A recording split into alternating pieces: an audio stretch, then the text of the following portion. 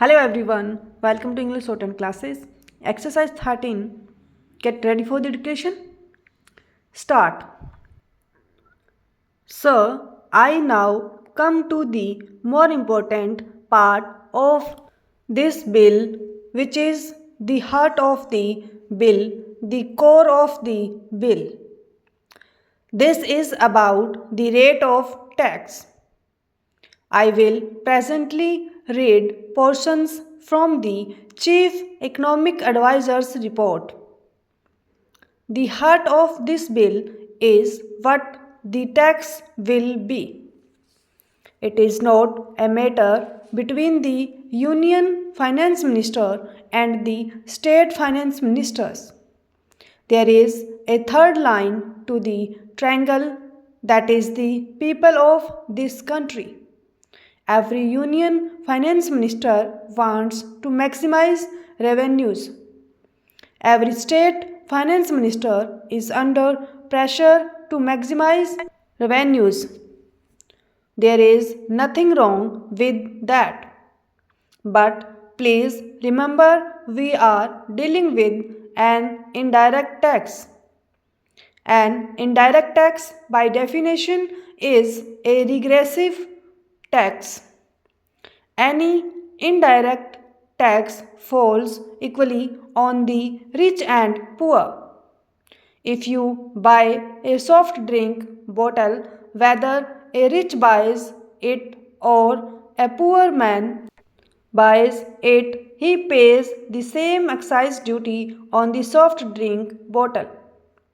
That is why, world over, indirect taxes being regressive in nature, the trend is to keep them as low as possible. I am sure many members have read the Chief Economic Advisor's report. If not, I would urge you to please read it. The cover tells the story. In high-income countries, the average GST rate is 16.8%. In emerging market economies like India, the average is 14.1%. So, world over 190 countries have one form or the other of GST. It is between 14.1% and 16.8%. The idea is, being an indirect tax, it should be kept as low as possible. The taxes that fall more on the rich and less on the poor are income tax and corporate tax. Those are the taxes consistent with other goals which the country may have. Those are the taxes which must be of principal sources of revenue. In fact, for many years in this country, there is a complete tax distortion. The collection from indirect taxes is larger than the collection from direct taxes. I think we crossed the line sometime in the year 2006 or 2007. Maybe in 2008 we crossed the line when the collection from direct taxes overtook the collection from indirect taxes, and that remain so even today in our country. In fact, the collection from direct taxes should far outweigh the collection from indirect taxes. So, what do? We need to keep the taxes low. At the same time, we must protect the existing revenues of the union government and the state government. So, how do we go about it?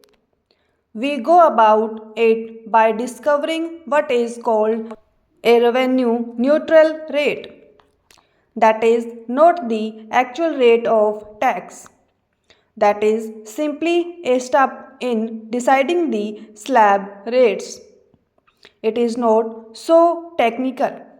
In fact, it can be explained in fairly simple terms.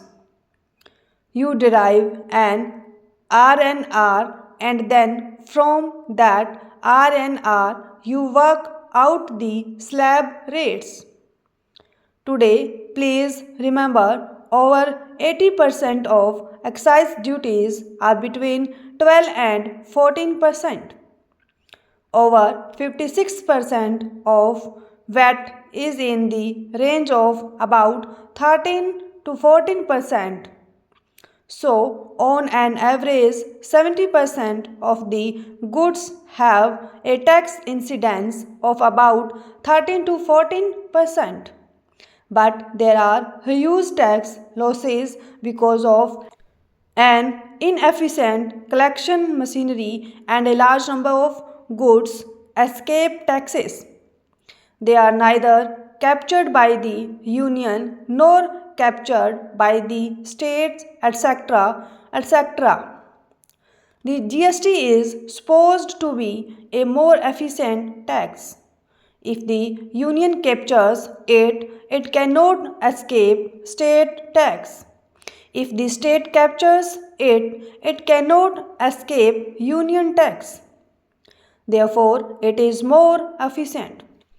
And because it is non-cascading, more people will comply with it. Because it is a self-audit method, a chain of transactions, it is very difficult to escape the tax. All these are argued everywhere, and I don't wish to repeat those arguments. Now, the chief economic advisor of the government, working with experts, including state government representatives, arrived at an RNR of 15 to 15.5 and then suggested that the standard rate should be 18. The Congress party did not pluck 18 from the air. This 18 came out of your report. The standard rate must be 18. You can have then a low rate less than 18 and you can have a demerit rate of more than 18. But the standard rate, the rate that will apply to most groups and most services, must be 18, and the chief economic advisor has argued very cogently that alone will make it non-inflationary, acceptable to the public and an efficient way of taxing without tax evasion. Now, when we say cap the tax rate, what are we saying? We are saying that this rate should not be changed by the whim of the executive. Today, excise duties are changed by the whim of the executive. 3 days ago, they reduced the price of petrol and diesel. 3 days later, they increased stock.